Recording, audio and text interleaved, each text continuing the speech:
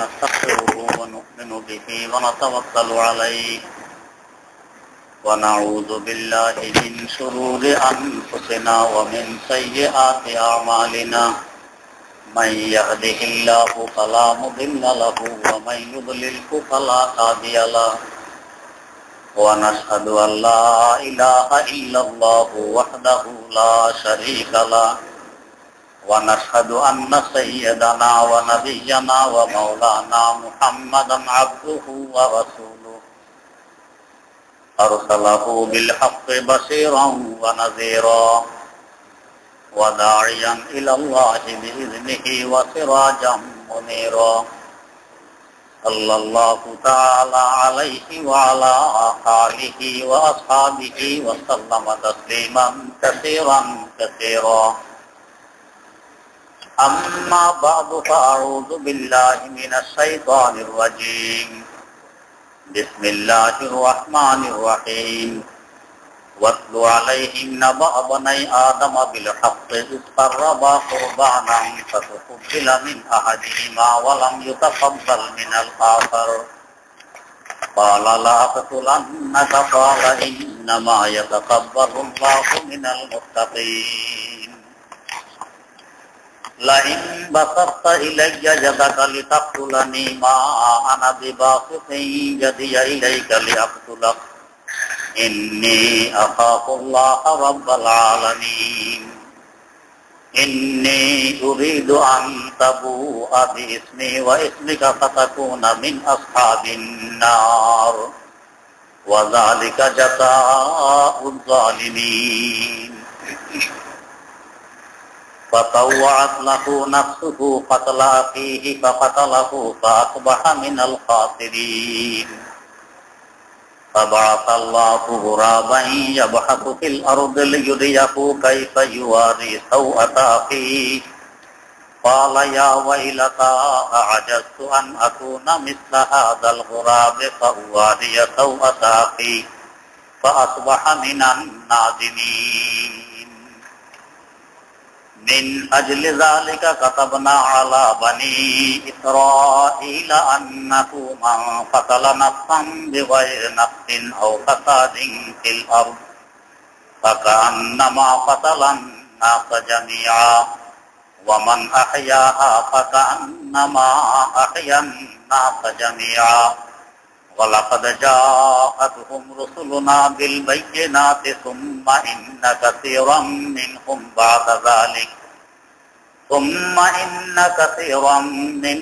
بعد ذلك في الأرض لمسرفون صدق الله مولانا العظيم সূরা মায়েদার 26 নম্বর আয়াত থেকে তেলাওয়াত করা হয়েছে। তেলাওয়াতকৃত আয়াতগুলো সম্পর্কে গত মজলিসেও কিছু আলোচনা হয়েছিল। এখানে এই বিশ্বের সর্বপ্রথম হত্যাকাণ্ড কোথায়, কার মাধ্যমে এবং কিভাবে সংঘটিত হয় এ সম্পর্কে আলোচনা ছিল। সাইয়্যিদানা হযরত আদম আলা নবিয়িনা ওয়া আলাইহিস সালাতু ওয়াস সালামের দুই সন্তান হাবিল এবং কাবিল, কাবিলের মাধ্যমে প্রথম হত্যাকাণ্ড সংঘটিত হয়। হাবিলকে হত্যা করা হয়। অপরাধী ছিল হত্যাকারী কাবিল, হাবিলের কোনো অপরাধ ছিল না। হত্যার আগে হাবিল তার ভাইকে একথা জানাইয়াও দেয় যে আমি তোমাকে হত্যা করে ফেলব। ক্বালা লাআকতুলান্নাক, নিঃসন্দেহে আমি তোমাকে হত্যা করে ছাড়ব।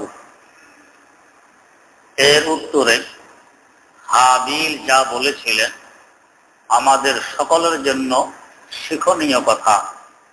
ক্বালা ইন্নামা ইয়াতাকাব্বালুল্লাহু মিনাল মুত্তাকিন, তুমি আমার উপর চটে গেছো, ক্ষিপ্ত হয়ে গেছো। আমার কুরবানি আল্লাহ পাক কবুল করেছেন আর তোমার কুরবানি কবুল করেননি, এ কারণে। এখানে তো দোষ আমার নয়, আল্লাহ রাব্বুল আলামিনের নিয়ম তিনি মুত্তাকিনদের আমল কবুল করেন, মুখলিসিনদের আমল কবুল করেন। যারা ইখলাসের সাথে নিষ্কলুষ ভাবে আমল করে এদের আমলকে কবুল করেন। আমার ইখলাস ছিল এবং তাকওয়া খোদার ভয়ভীতিও ছিল, তাই আমার কুরবানি আল্লাহ পাক কবুল করেছেন। তোমার ইখলাস ছিল না, আল্লাহ পাকের ভয়ভীতিও ছিল না, অর্থাৎ তুমি মুত্তাকি না হওয়ার কারণে তোমার কুরবানি কবুল হয়নি। আমার কি দোষ? এই কথার ভিতরে নিজের সাফাইয়ের পাশাপাশি আমার যে কোনো দোষ নেই এ কথার পাশাপাশি এই শিক্ষাও নিহিত আছে যে কোনো আমল আল্লাহ পাকের দরবারে কবুল করাইতে হলে মুত্তাকি হওয়া লাগবে। ইখলাসের সাথে সে আমলটি পেশ করতে হবে, তবেই আল্লাহ পাক সে আমল কবুল করবেন। তাই হাদিস শরীফে আছে, আখলিস দীনাকা ইয়াকফিকাল আমালুল কালিল। আমাদের মাদ্রাসা সিস্টেমের সর্বপ্রথম স্তর হইল নূরানি স্তর। এই নূরানি স্তরে কিছু হাদিস মুখস্থ করা হয়, ছোট ছোট বাচ্চাদেরকে ছোট্ট ছোট্ট হাদিস। যে হাদিসগুলো তাদেরকে মুখস্থ করানো হয় এর প্রথম হাদিসটি হলো আখলিস দীনাকা ইয়াকফিকাল আমালুল কালিল। তুমি তোমার আমলকে খাঁটি করো, ইখলাসের সাথে আমল করার চেষ্টা করো। অল্প আমলই নাজাতের জন্য যথেষ্ট হবে। ইয়াকফিকাল আমালুল কালিল, শুধু নাজাত নয়, দুনিয়া এবং আখিরাত উভয় জাহানের সুখ শান্তির জন্য এই অল্প আমল যথেষ্ট হবে। কি পরিমাণ অল্প? অপর এক হাদিসে আছে, হযরত রাসূলুল্লাহ সাল্লাল্লাহু আলাইহি ওয়াসাল্লাম ইরশাদ ফরমান, হযরত সাহাবায়ে কেরাম রাদিয়াল্লাহু তাআলা আনহুমকে সম্বোধন করে যে তোমরা যদি একটি খেজুরও আল্লাহর রাস্তায় দান করো এর সওয়াব হবে উহুদ পাহাড় বরাবর। যারা হজ করতে গেছেন, মদিনায় মুনাওয়ারার উত্তর পার্শ্বে এই পাহাড়টি অন্তত 6 মাইল হবে লম্বা, 5 থেকে 6,000 ফিট হবে উঁচা। এই বিশাল পাহাড় সোজা কথা তো নয়।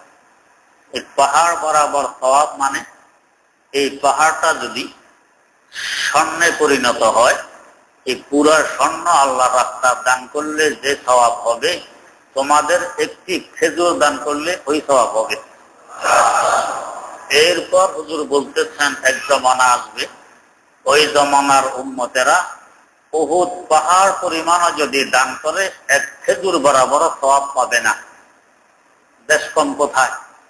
বেশ কম হলো হযরত সাহাবায়ে কেরাম রাদিয়াল্লাহু তাআলা আনহুমের দান ইখলাসের সাথে হয়, নিষ্কলুষ ভাবে হয়, নির্ভেজাল হয়, এজন্য সওয়াব এত বেশি। আর আমাদের দান নির্ভেজাল হয় না। আমরা চাই অমুকে জানুক, অমুকে দেখুক, আমাকে বাহবা দেখ, আমাকে হাতেম তাই বলুক, আমাকে দানবিদ বলুক, এই ধরনের ভেজাল থাকে, যার কারণে অনেক বেশি দান করার পরেও সওয়াব হয় কম। এখানে হয়তো আমরা খুব ঘাবড়াইতে পারি যে তাহলে তো আমাদের জন্য নাজাত পাওয়া বড় কঠিন। আমাদের জন্য আরেকটি সুসংবাদ আছে। আল্লাহ রাসূল সাল্লাল্লাহু আলাইহি ওয়াসাল্লাম ইরশাদ ফরমান, ও আমার সাহাবারা, তোমরা যদি দিনের 10 ভাগের 9 ভাগের উপরেও আমল করো আর 1 ভাগ যদি তোমাদের থেকে বাদ পড়ে ছুটে যায়, তোমরা নাজাত পাবে না। আর এক জমানা আসবে, ওই জমানার উম্মতেরা যদি 10 ভাগের 1 ভাগের উপরও আমল করতে পারে আর 9 ভাগও বাদ পড়ে, তারপরও ওরা নাজাত পেয়ে যাবে। কেন? সাহাবায়ে কেরামের সামনে ওহী আসতেছে, ওনারা দেখতেছেন, তাদের সামনে নবী বিদ্যমান আছেন, সবকিছু তাদের সামনে।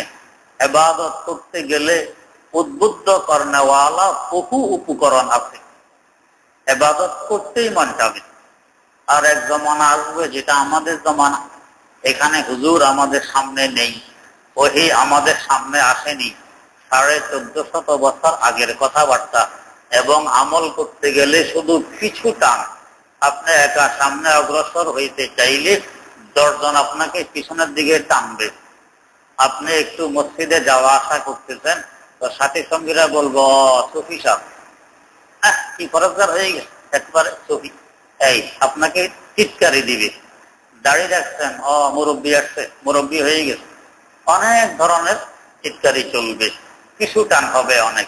এরপরও যদি আপনি ঠিকঠাক থাকতে পারেন, এই দিনের 10 ভাগের 1 ভাগের উপরে অটল, কিছু টান থাকার বরকতে আল্লাহ পাক 1 ভাগের কারণে আপনাকে নাজাত দিয়ে দিবেন।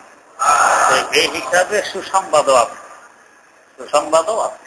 তো যাই হোক, বলতেছিলাম ইখলাসের সাথে যদি আমল হয়, তাকওয়ার সাথে যদি আমল হয়, তো অল্প আমল যথেষ্ট হয়ে যায়। তো কাবিল কে হাবিল এই কথাতেই বুঝাতে চাইতেছেন যে আমার মধ্যে ইখলাস আছে, তাকওয়া আছে, আমার কুরবানি আল্লাহ পাক কবুল করছেন। তোমার কুরবানি কবুল করেননি, তোমার তাকওয়া নেই, ইখলাস নেই, আছে তোমার নিজের স্বার্থ এবং নফসের চাহিদা পূরণ। আর আমার মধ্যে নফসের চাহিদা পূরণ ছিল না, ছিল রেজায়ে ইলাহি, আল্লাহ রাব্বুল আলামিনকে রাজি করা। তো এই আয়াত থেকে আমরাও শিক্ষা গ্রহণ করতে পারি যে আমরা যদি তাকওয়া, পরহেজগারি এবং ইখলাসের সাথে আমল করতে পারি, তো আমাদের আমলও আল্লাহ পাক সহজে কবুল করে নেবেন। যদি আমল অল্প হয়, ইয়াকফিকাল আমালুল কালিল। আর যদি খোদা না করুক মানুষকে দেখানোর জন্য হয়, নামের জন্য হয়, ইখলাস না থাকে, নির্ভেজাল আমল পেশ করতে না পারি, তো আমাদের ওই অবস্থা হবে যে অবস্থা কাবিলের হয়েছে। আল্লাহ পাক হেফাজত করুন।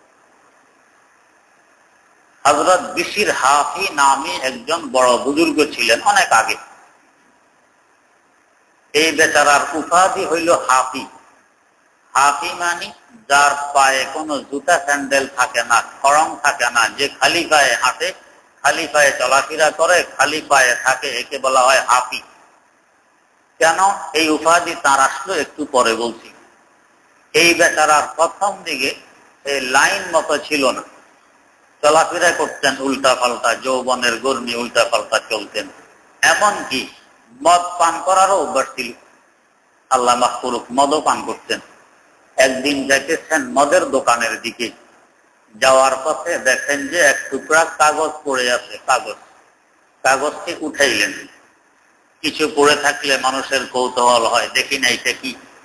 তো ওনারা হয়তো কৌতূহল হয়েছে, কাগজটি উঠাইলেন, এটার মধ্যে কি যেন লেখা আছে। ভালো করে দেখলেন, দেখেন যে কাগজটির মধ্যে লেখা আছে বিসমিল্লাহির রহমানির রহিম, কোরআনে কারীমের একটি আয়াত। আল্লাহ রাব্বুল আলামিনের 3টি সম্মানিত নাম, আল্লাহ, রহমান এবং রহিম, এই 3টি নাম এই কাগজে লেখা। ধাক্কা লাগলো অন্তরে যে আমার মনিবের, আমার মাওলার 3টি নাম এই কাগজে লেখা, অথচ কাগজটি পদদলিত, ধুলাবালি মাথা, অপবিত্র হয়ে যাচ্ছে। এই ইখলাসের সাথে তাকওয়ার ভিত্তিতে এই কাগজটি পরিষ্কার করলেন। এই কাগজ পরিষ্কার করার মধ্যে নফসের কোনো স্বার্থ নেই, কাউকে দেখানোও নয়, নিজে একা একা ইখলাস আছে। কাগজটি পরিষ্কার করলেন, পরিষ্কার করে সংরক্ষিত জায়গায় সংরক্ষণ করলেন, যাতে বেয়াদবি না হয়, এই কাগজের অসম্মানী না হয়। কাগজকে সংরক্ষণ করে উনি চলে গেছেন মদের দোকানে। গিয়ে মদ পান করার পরে যা হওয়ার তা হইতেছে, বেহুশ আর মাতাল। এই সময় আল্লাহ রাব্বুল আলামিনের একজন ওলির অন্তরে আল্লাহ পাকের পক্ষ থেকে ইলহাম আসলো, ও অমুক বিশির নামী এক ব্যক্তি অমুক মদের দোকানে মদ পান করে মাতাল অবস্থায় আছে, তুমি সেখানে গিয়ে তাকে আমার রহমতের দুয়ারে তুলে ধরো। বুজুর্গ দৌড় মারতেন মদের দোকানের দিকে। মদের দোকানের কাছে যাওয়ার পর অন্যান্য মদ পাই যারা, এরা দেখে তো আশ্চর্য, হুজুর এখানে, এই জায়গা তো হুজুরের নয়। এরা বলেই ফেললো, হুজুর আপনি বোধহয় ভুলে এখানে চলে আসছেন, এটা আপনাদের মতো লোকের জায়গা নয়, এটা আমাদের মতো লোকের জায়গা, আপনি এখান থেকে তাড়াতাড়ি সরে পড়ুন। হুজুর যে কেন আসছে ওরা তো বুঝেন। তো এদের এই সমস্ত কথাবার্তা শুনে হুজুর বললেন যে নাকদ আমুদাম ইজাকে বকদ হাবেরাওয়াম, নাকদ আমুদাম ইজাকে বকদ হাবেরাওয়াম। ও লোকেরা, আমি তো স্বইচ্ছায় এখানে আসিনি যে স্বইচ্ছায় এখান থেকে চলে পড়বো। যার ইচ্ছায় আমার এখানে আসা হয়েছে তার ইচ্ছায় আমাকে এখান থেকে যেতে হবে। এই বিশির কে কোথায় আছে আমাকে একটু দেখায় দাও, বিশির কে সে কোথায় আছে। এরা নিয়ে দেখাই দিল, ওই যে দেখেন বেহুশ হয়ে পড়ে আছে, এই হইল বিশির। এই বুজুর্গ তাকে সেখান থেকে বের করে নিয়ে আসলেন। অনেকক্ষণ পর মাথায় পানি পুনি ডালার পর যখন হুঁশ ফিরে আসছে, তখন আওয়াজ আসতেছে গায়েব থেকে, সকলে শুনতেছে আওয়াজ। কি আওয়াজ? ইয়া বিশিরু রাফাতা ইসমি ফারাফানাকা ওয়া তাইয়াবাতা ইসমি ফাতিবনা। ও বিশির, আমার নাম নিচে পড়েছিল, তুমি উপরে তুলে নিয়েছো। তুমিও গুনাহ খাতা অন্যায় অপরাধের সাগরের তলদেশে নিচে পড়েছিল, আমিও তোমাকে উপরে তুলে নিলাম।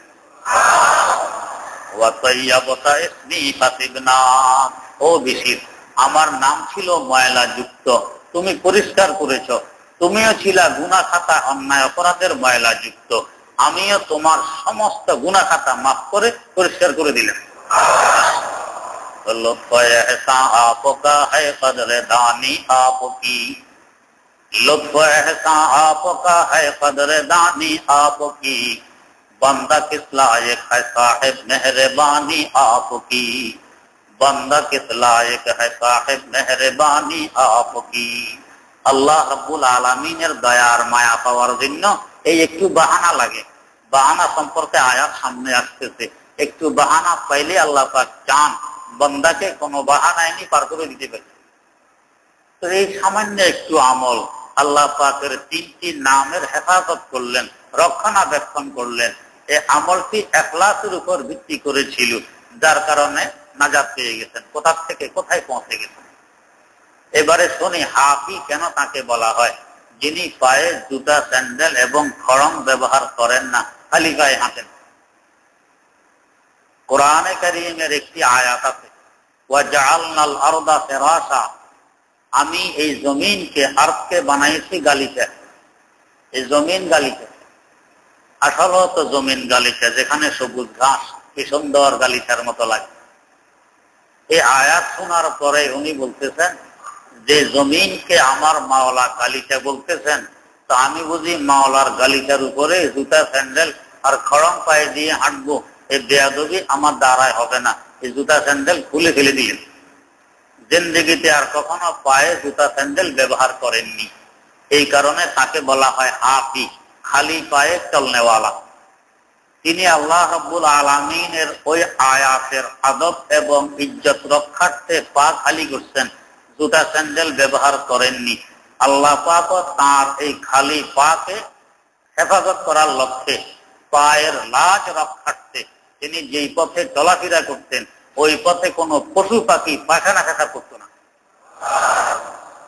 একবার ভোর রাত্রে ফজরের নামাজ পড়তে যাইতেছে এক লোক, একটু একটু অন্ধকার, হঠাৎ চিৎকার দিয়ে উঠলো, তোমরা কে, কোথায় আছো? বিশির হাফি মারা গেছেন, বিশির হাফির ইন্তেকাল হয়ে গেছে, তোমরা কে, কোথায় আছো?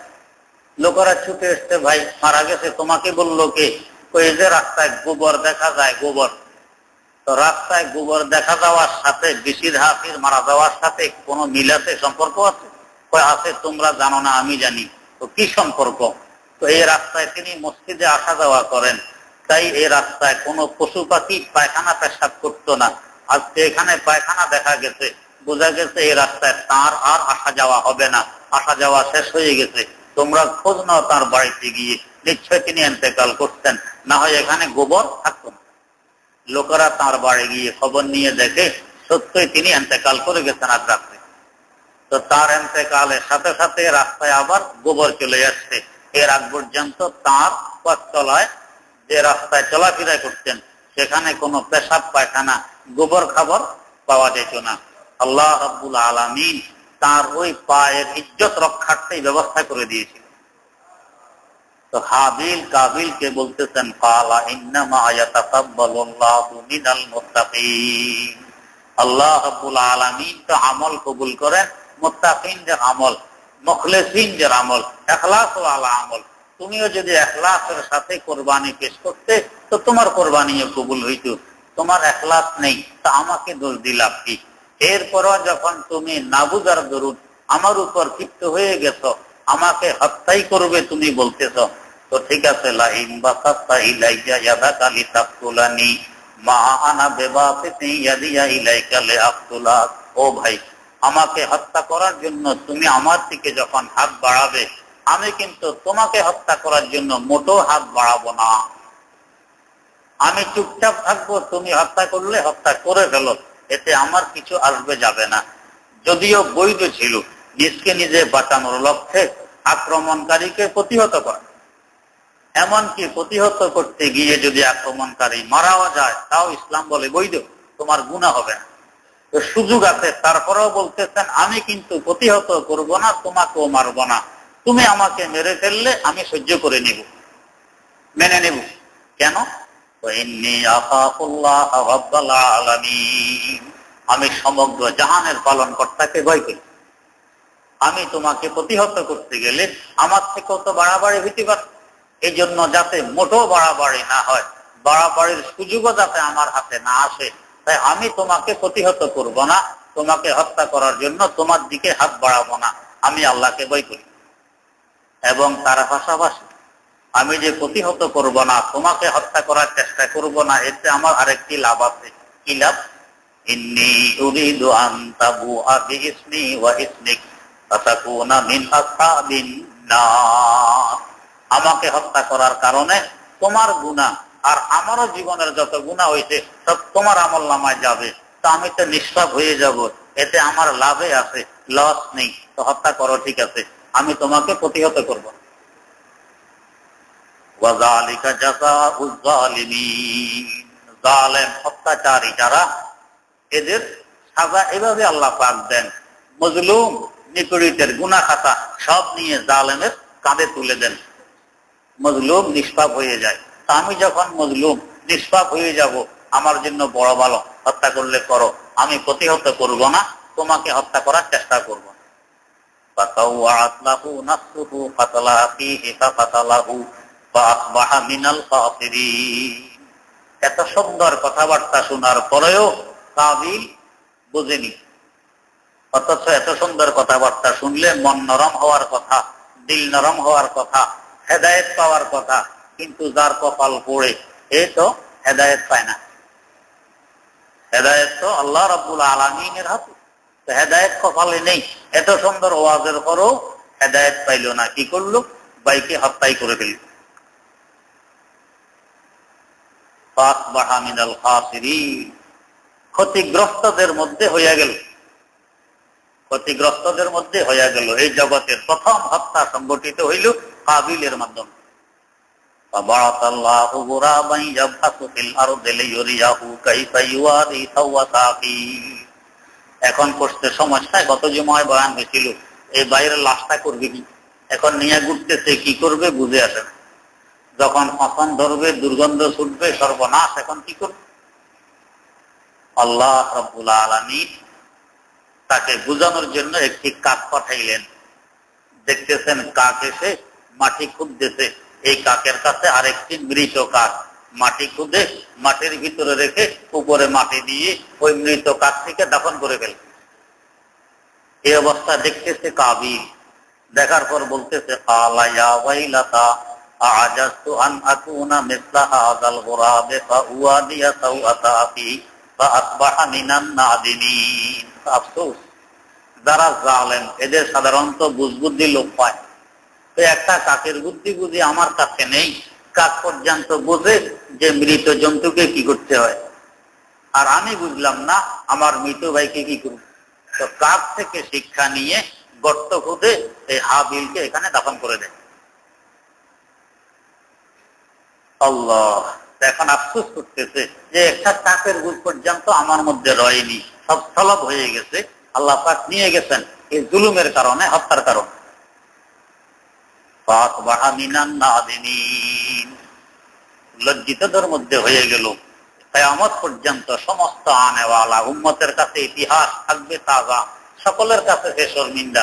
হাসর মাঠে উঠবে, সকলে দেখবে যে এই বেচারা এই দুনিয়াতে সর্বপ্রথম হত্যা সংগঠিত করছে।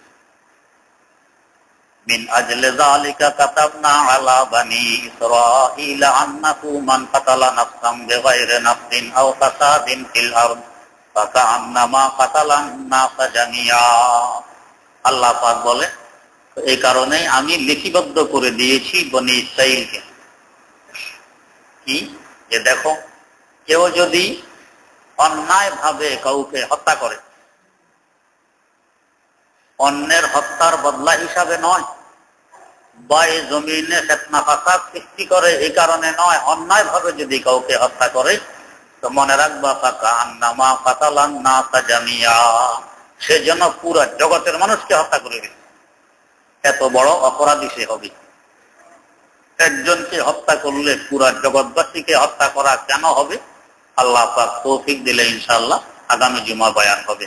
সুবহানাকাল্লাহুম্মা ওয়া বিহামদিক আশহাদু আল্লা ইলাহা ইল্লা আনতা আস্তাগফিরুকা ওয়া আতুবু ইলাইক।